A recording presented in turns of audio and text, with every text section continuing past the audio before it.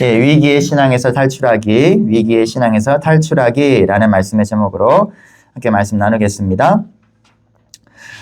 위기라는 단어가 들어갔고 탈출이라는 단어가 들었어요. 위기 탈출, 뭐 이런 거 아십니까?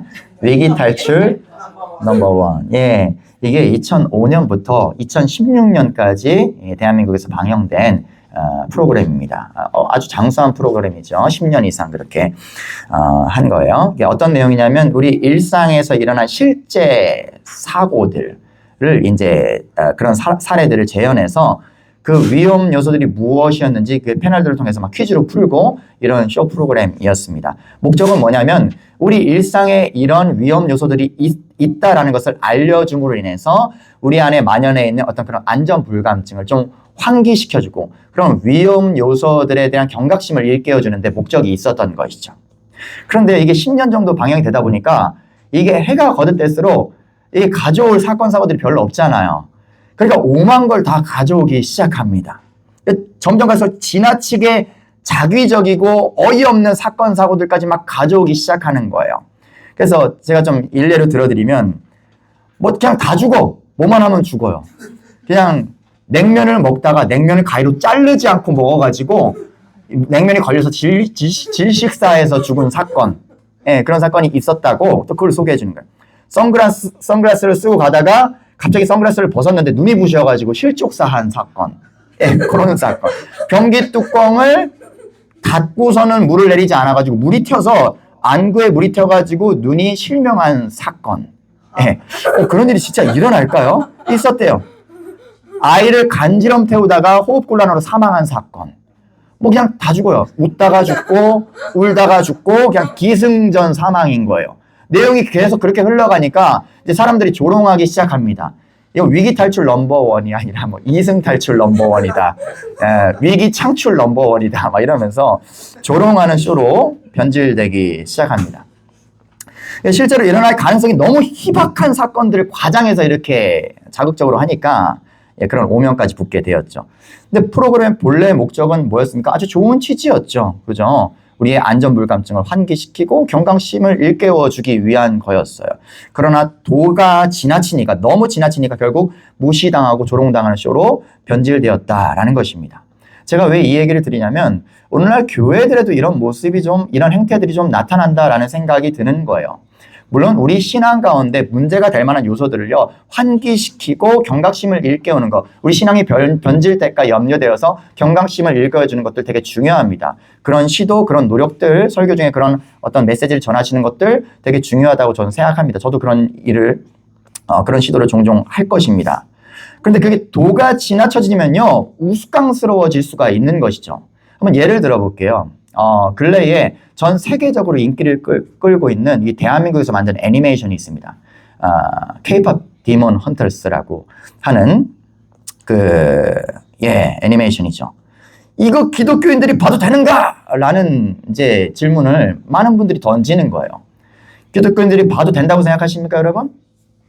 예, 정 목사의 의견은요, 안 보는 게 더 낫다라고 생각돼요. 예, 100번 물어봐도 아예 안 보는 게 나아요. 안 보여줄 수 있으면 안 보여주는 게 100번 좋습니다. 아무래도 내용 안에 어떤 그런 영적인 세계에 대한 표현들이 너무 난무합니다. 그리고 그것이 우리 기독교 세계관과 너무 이질적이에요. 너무 동떨어진 것들이기 때문에 기독교 신앙 안에서 유익할 게 1도 없어요, 사실은. 그래서 안 보게 하는 게 좋은데 여러분, 기독교인 중에 그거 신앙 좋아지려고 보는 사람 있습니까? 그거 보면서 신앙에 좀 이 불을 지펴야지 하면서 그거 보는 사람들이 있습니까? 없어요. 그 신앙 좋아지려고 보는 거 아닙니다. 안 보는 게 더 낫긴 한데요. 그거 몇 번 봤다고, 아이들 그거 몇 번 봤다고, 거기서 나오는 OST 뭐 몇 번 불렀다고 아이들의 신앙이 망가질까 염려하는 거는 과도한 염려라는 거예요. 예. 아이들의 신앙을 위해선 그런 거 못 보게 하는 게 맞습니다. 그런데 원천 봉쇄하실 수 있으세요? 아이들 신앙에 별로 유익하지 않은 거 모두 원천 봉쇄하실 수 있으면 그렇게 하셔도 좋아요. 그렇게 실제로 하신 분들이 있어요. 박수 쳐드리고 싶어요.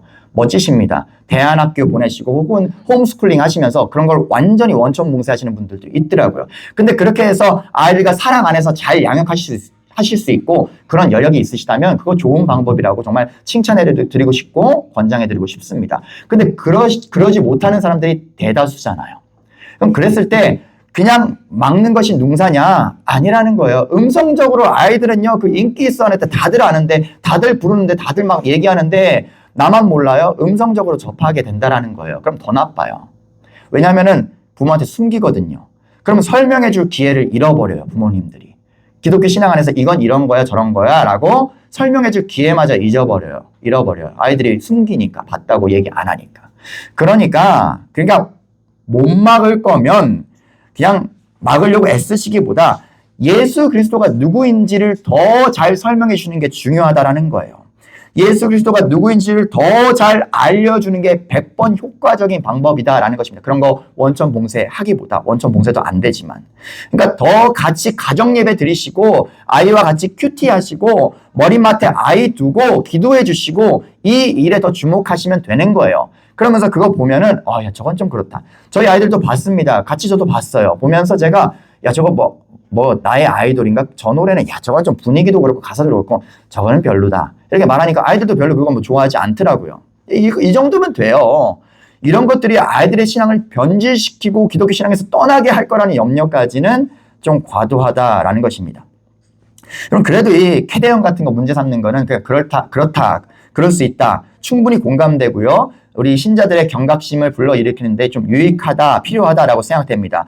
진짜 문제는 뭐냐면 진짜 위기 창출 넘버원 같은 모습들이 뭐냐면 이것도 신뢰를 들어드릴 수 있어요. 근래에 정말 북미 전역에서 인기를 끌었던 기독교 영화가 있었습니다. 기독교 한국 애니메이션이 있었습니다. 뭐죠?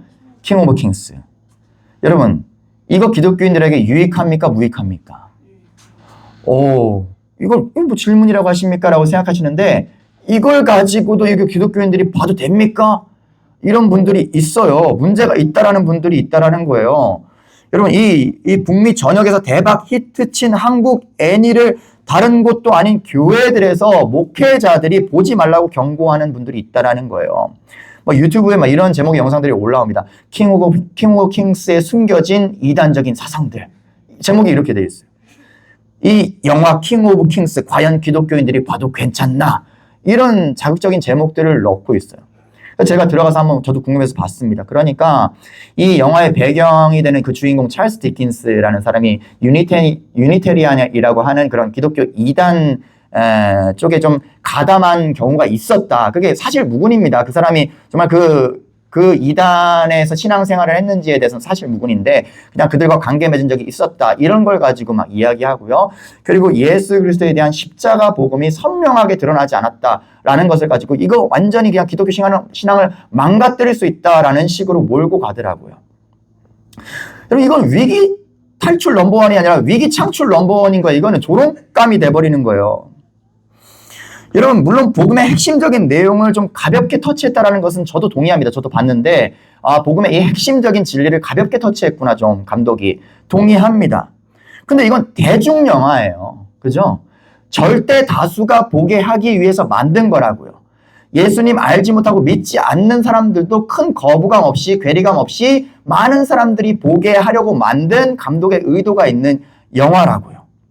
기독교 교리 영화가 아닙니다. 기독교 교리 설명하는 영화가 아닙니다. 전도 영화도 아니에요. 여러분 전도 영화 맞지 않습니까? 착각하시면 안 돼요. 그러니까 전도라는 이해 자체를 잘못하셔서 그래요. 전도를 그냥 뭐 사형리 몇 장 펼쳐주면서 몇 마디 말로 하는 게 전도라고 생각하시니까 그래요. 아니요. 기독교인이 되어서 교회 안에 들어와서도 이 사람이 전도되는 것은요. 하나님의 그리스도의 제자 되는 것은요. 몇 년이 걸릴 수도 있고 십수년, 몇십 년이 걸릴 수도 있는 일이 이게 전도입니다. 근데 전도를 너무 간단한 그냥 교회 인도시키는 것 정도를 전도라고 착각하시니까 이거 전도를 위한 영화 아닙니까? 아니요. 그냥 기껏해야 그리스도에 대해서 소개하는 영화 정도 되는 거예요. 그러니까 예수 그리스도를 모르고 알지 못하는 사람들에게 구도적인 마음 정도 심어줄 수 있는 영화 그 정도 수준인 거예요. 그렇게 봤을 때는 정말 잘 만들었다. 그리고 많은 사람들이 봤어. 와 박수 쳐줄 일인 거예요. 근데 이걸 가지고 뭐 이단적인 사상이 있느니 기독교 복음을 아주 심각하게 변질시킬 수 있느니 이런 얘기를 하는 건 위기 창출 넘버원이라는 것이죠. 여러분 멀쩡하게 바른 신앙 가진 기독교인이 정말 그리스도 안에서 제자도를 걷고 있는 주님의 제자가요. 이 쾌대형 본다고 신앙이 망가질 리가 없습니다. 예, 이게 킹 오브 킹스에서 좀 이 교리적으로 조금 이렇게 미흡한 부분이 있다고 신앙이 망가질 수가 없어요. 그러니까 이거 너무 우스꽝스러운 지적들이다라는 것이죠. 왜 설교에 앞서서 이런 장황한 얘기를 하냐면 우리는 악한 세대를 살아가고 있지만 그럼에도 불구하고 이 세상을 지배하는 것은요, 악한 사단의 권세가 아니라 십자가와 부활로 승리하신 주님의 승리가 지배하고 있다는 사실을 좀 기억하시라는 거예요. 지금도 악한 영과 하나님의 영이 50대 50으로 이렇게 균등한 힘의 균형을 가지고 막 서로 하면서 싸우고 있는 게 아니라 이미 예수 그리스도께서 완전히 승리하신 세상을 우리가 살아가고 있다라는 것입니다. 혼문이요, 뭐 그렇게 된 혼문 2000년 전에 이미 닫아버리셨어요. 하나님 주님께서 십자가로 그냥 꽝 닫아버리셨어요. 열릴 수가 없어요. 우는 사자와 같이 삼킬 자를 찾는 그 잔당들이 두려워서 숨어있으면 그 우스꽝스러운 거예요. 걱정돼. 저거 문제 있는 거 아니야? 저거 잘못된 거 아니야? 그래서 막 숨어가지고 저거 보면 큰일 나는 거 아니야? 우리 신앙 망가지는 거 아니야? 이거는 이미 승리를 이루셨는데 그 잔당들이 무서워가지고 숨어있는 꼴이라니까요. 조롱당해요. 우스꽝스러운 거예요. 다 이기셨습니다. 세상 그 무엇도 우리 주 예수 그리스도의 사랑에서 끊어낼 수가 없습니다. 그래서 지금 우리가 할 일은 저거 위험한 거 아니야? 저거 잘못된 거 아니야? 저거 보면 어떻게 되는 거 아니야? 이게 아니라 우리 주님을 더욱더 주목하는 거예요. 우리 주 예수 그리스도께서 뭐라고 말씀하시는지에 더 주목하시면 되는 거예요. 그래서 오늘 주님께 더욱더 주목하려고 합니다. 오늘 성경에서 예수님이 진짜 위기가 뭔지, 우리 신앙에서 진짜 위기 탈출해야 되는 그 넘버원이 뭔지를 오늘 말씀하고 계셔요. 정말 우리 신앙생활 가운데서 경계해야 될 게 뭔지 어떤 미디어 뭐 보고 말고 이런 게 아니라 그 정도 수준이 아니라 정말 간단하고 명료하게 뭐가 우리 신앙을 망가뜨릴 수 있는지, 정말 뭐가 위기인지, 우리가 어떤 위기에서 탈출해야 되는지를 말씀해 주고 계십니다. 한번 살펴보자고요. 예수님 말씀만 우리가 들으면 돼요, 여러분. 그 위패 간별사들 있지 않습니까? 그 위조 지폐 간별사들이 그러면 뭐 하루가 멀다고 매일 새롭게 업데이트되는 그런 위조 지폐를 다 그 정보를 다 취합해서 다 알아야 됩니까? 아니요, 그게 아니라 진폐를, 진짜 화폐를 더 깊이 연구한다라는 거예요. 진짜가 뭔지 분명하게 알면 우후죽순 생겨나는 그런 가짜들은요, 그냥 보면 알아요. 진짜랑 다르네? 그럼 가짜인 거예요. 그러니까 우리는 더욱더 우리 주 예수 그리스도께 주목하면 돼요. 그분을 더욱더 주목하고 바라보면 됩니다. 그러면 세상 어떤 것들이 우리를 미혹하고 유혹해도 아무 영향을 끼칠 수가 없어요. 우리를 그리스도의 사랑에서 끊어낼 수가 없다라는 것입니다. 오늘 주님께서 진짜 위기가 뭔지, 우리 신앙의 위기가 진짜 뭔지를 뭐라고 말씀하시는가? 네 가지 땅의 비유를 하고 계시는 걸 보게 돼요. 오늘 13장 전반에 걸쳐서 네 가지 땅 비유를 하십니다. 네 가지 땅에 심겨진 씨앗에 대한 비유를 하십니다. 씨는 뭐라고 말씀하시냐면 오늘 19절에 보니까 천국 말씀이라고 말씀하셔요. 그러니까 복음을 설명하신 거예요. 하나님의 진리의 말씀이 이 씨라는 거예요. 궁극적으로는 예수 그리스도를 의미합니다. 예수 그리스도가 우리 가운데 심겨져야 한다는 거예요. 그 진리의 말씀이 심겨져야 한다는 그게 씨입니다. 그리고 땅은 뭐냐? 말씀을 듣는 우리의 마음을 땅이라고 표현하고 계시는 거예요. 씨가 심겨져요. 지금 하나님 말씀이 여러분들에게 심겨지고 있습니다. 근데 우리의 마음 땅이 밭이 좋지 아니하면 이럴 수도 있고 저럴 수도 있다는 것을 이 비유로 말씀하시는 거예요. 하나님의 말씀을 듣는 네 가지 형태의 마음 밭이 있다라는 것. 밭이란 표현은 없지만 이제 돌짝 밭만 나오지만 저는 다 밭이라고 표현할게요. 왜냐하면 이제 어떤 농작물을 심고 열매를 거둔다라는 의미에서 밭이 좀 더 이해하기 편한 것 같아서 땅보다는 제가 밭이라고 계속해서 설명하겠습니다. 땅이란 단어를 밭으로 대체하고요. 씨를 심고 어떤 결실을 얻는 부분에 있어서 네 가지의 밭이 있다라고 설명하십니다. 먼저 이것 네 가지를 한번 짚어볼게요. 첫 번째는 뭐냐? 길가밭이 있다라는 것입니다. 말씀을 듣고 깨닫지 못하는 사람들이 있다라는 거예요. 그런 마음밭이 있다라는 거예요. 말씀을 듣기는 듣는데 깨닫지 못합니다. 깨닫지 못했는데도 그냥 모르는 채로 있는 사람들인 거예요. 더 알려 하지 않고 그냥 모르겠어. 듣긴 들었는데 모르겠어. 뭔 말인지도 모르겠어.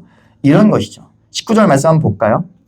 듣고 깨닫지 못할 때는 악한 자가 와서 그 마음에 뿌려진 것을 빼앗나니 이는 곧 길가에 뿌려진 자요. 예, 길가밭은 뭐냐면 말씀을 들었는데 깨닫지 못해요. 깨닫지 못하니까 그 씨를요 그냥 악한 자가 와서 그냥 뭐 새들이 와서 다 쪼아 먹어버리는 거예요. 가져가 버리는 거예요. 그러니까 이 씨앗이 땅에 심겨져서 뿌리 내릴 겨를도 없이 그냥 다 말씀이 사라져 버리는, 증발해 버리는 것이죠.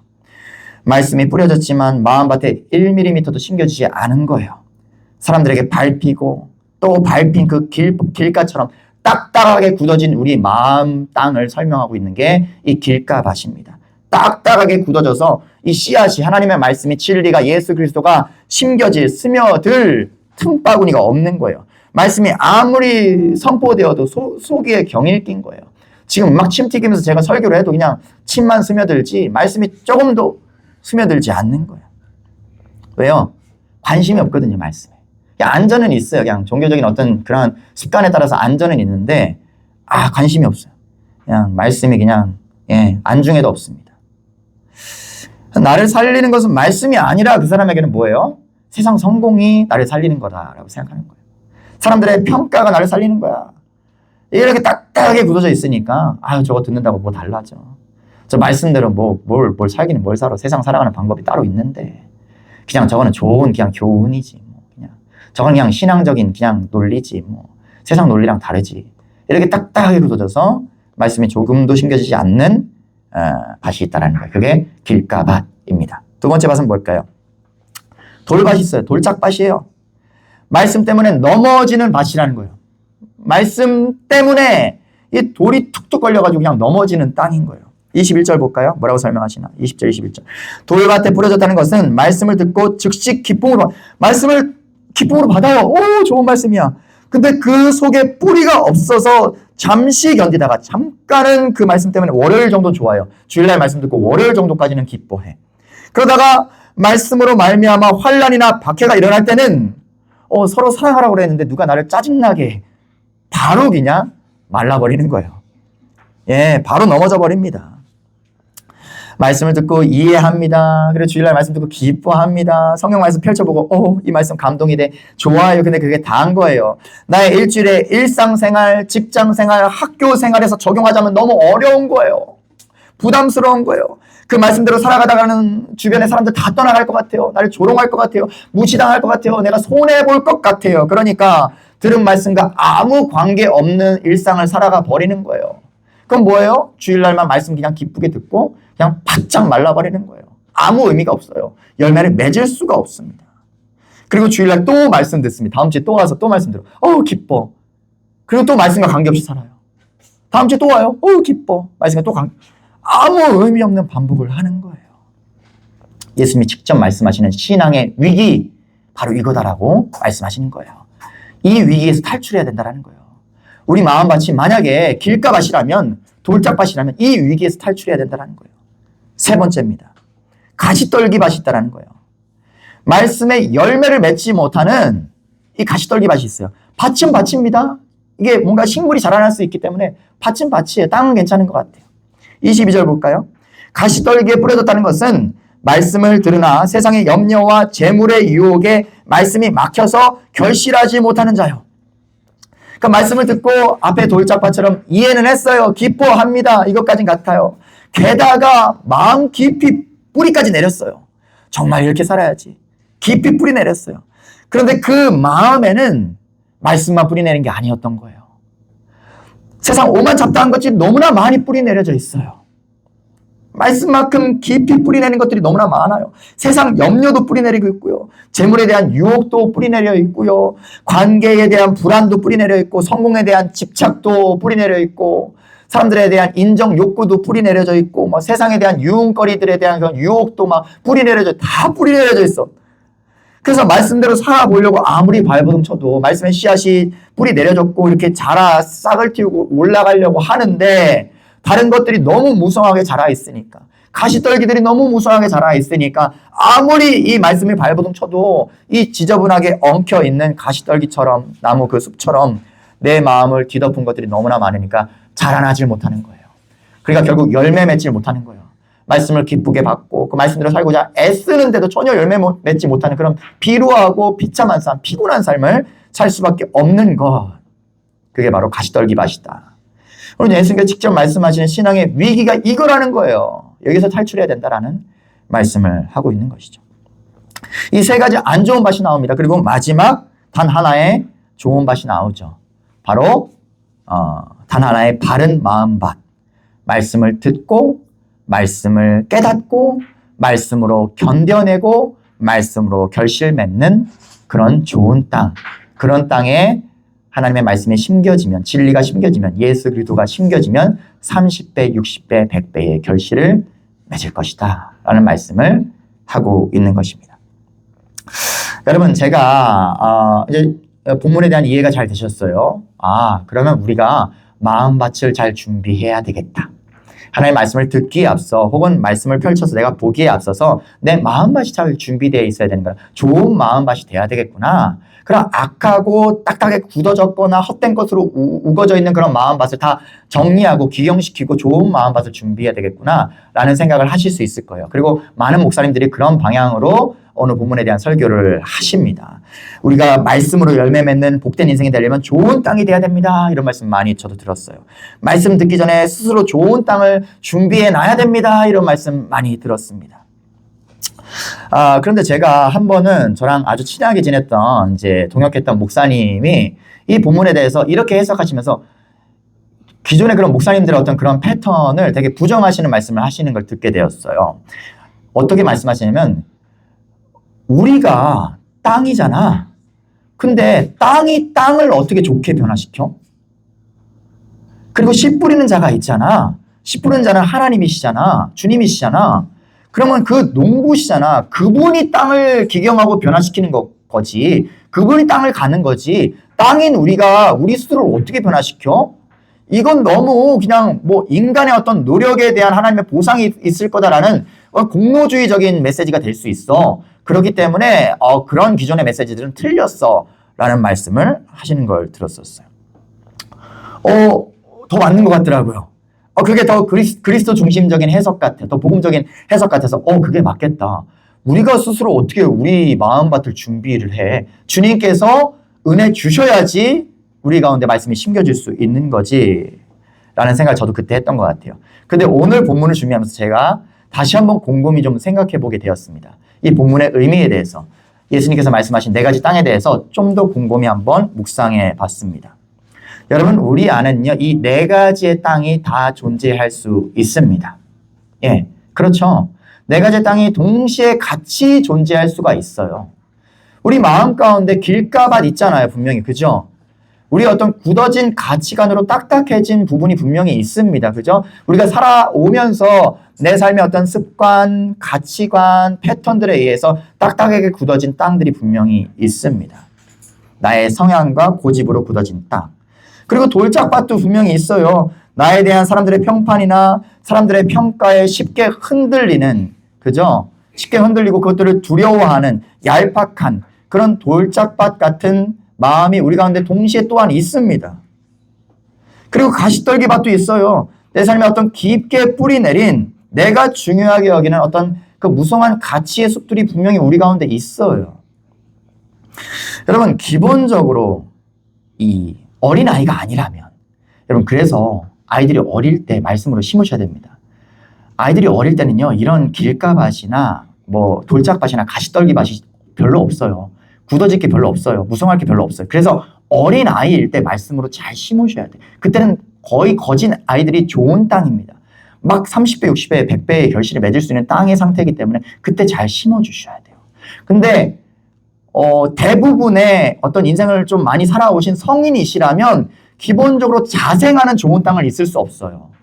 이미 다 구축이 되어버렸어요. 딱딱하게 굳어졌거나 아니면은 뭐 이렇게 돌짝밭으로 우거져 있거나 아니면 무성한 어떤 가시떨기로 되어 있을 수밖에 없어요. 그냥 자생적으로 좋은 땅이 그냥 딱 편면하게 준비되어 있을 수 없다라는 거예요. 준비돼야 된다라는 거예요. 준비돼야 된다라는 거예요. 여러분, 씨를 뿌리는 분은 누구라고요? 주님이시라고요. 그분은 농부시면 어떤 땅에 뿌리고 싶으실까요? 딱 우리 마음밭이 4가지가 준비되어 있어요. 그럼 어떤 땅에 뿌리실까요? 농부라면 당연히 마음 가운데 돌짝도 있네, 길가도 있네, 덤불도 있네. 근데 좋은 밭이 저기 있어요. 그럼 어디다 씨를 뿌리실까요? 당연히 좋은 밭에 가서 뿌리시겠죠. 그런데 우리 안에 좋은 밭이 조금도 없어요. 한 평도 없어요. 준비됨이 조금도 없어요. 그러면은 그분께서도 어쩔 수 없는 거예요. 그냥 그냥 나쁜 땅이라도 씨를 뿌리실 수밖에 없는 거예요. 오늘 본문의 말씀은 그렇게 이해하실 수가 있을 것 같아요. 자, 보시면요. 이런 말씀을 하십니다. 대답하여 이르시되 천국의 비밀을 아는 것이 너희에게는, 제자들에게 말씀하신 너희에게는 허락되어 있으나 그들에게는, 종교 지도자들에게는 안 되어 있어. 그래서 내가 비유로 말하는 거야. 이런 말씀을 하셔요. 야, 내가, 제자들이 물어봐요. 예수님 왜 굳이 비유로 설명하십니까? 알아듣기 어렵게. 직접적으로 말씀하시죠. 그게 더 낫지 않습니까? 라고 제자들이 물어보니까 예수님께서 이렇게 답변하시는 거예요. 자, 저들에게는 이 천국 비밀이 감춰져 있어. 저들에게는 허락되어 있지 않아. 그래서 내가 비유로 일부러 쟤네들 골탕 먹으려고, 못 알아듣게 하려고 일부러 비유로 설명하는 거야. 라는 것처럼 들려요. 근데 과연 그런 말씀일까요? 아니요. 주님께서는요, 예수님께서는요, 좋은 땅에, 그들에게도 좋은 땅에 심어주고 싶으신 거예요.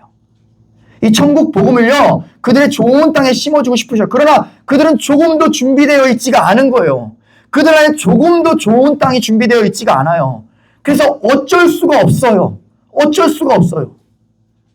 가려져 있고 감춰져 있는 것은 그들의 문제지 주님께서 의도하신 게 아니라는 거예요. 여러분들 어떠십니까? 여러분 어떠하십니까?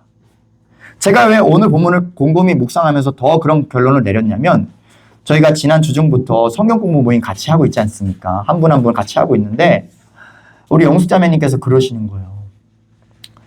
같은 내용을 가지고 제가 리뷰를 쫙 해드렸잖아요. 한동안 우리가 쉬었기 때문에.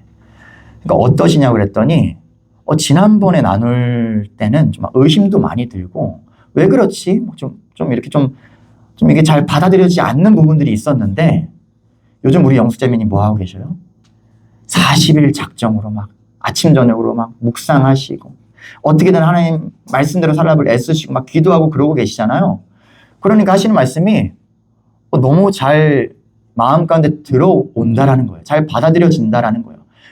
겨우 몇 달 전에 똑같은 거 들었을 때는 좀 뭔가 거부감이 있고 좀 잘 안 받아들여지고 좀 의구심이 들고 그랬는데 지금은 그렇구나 라고 잘 수용이 된다라는 거예요. 그 말씀을 듣고 제가 오늘 설교 말씀 본문을 묵상할 때 맞다. 우리가 준비하는 거다 라는 마음이 들더라고요. 땅인 우리가 준비할 수 있습니다. 어떻게 해요? 일주일의 일상 가운데서 마음밭을 준비하는 거예요. 우리 안에 무수하게 우거진 것들이 있고요. 딱딱하게 굳어진 것들이 있습니다. 그러나 우리가 그것을 하나하나 치워내는 작업을 하는 거예요. 일상 가운데 주님과 교제 교통함으로 우리의 시선을 주님께 둠으로 인하여서 우리 마음밭 가운데서 그 굳어지고 우거진 것들을 걷어내는 작업들을 하는 거예요. 주님께서 심어주세요. 주님께서 뿌려주세요. 제가 준비하고 있습니다.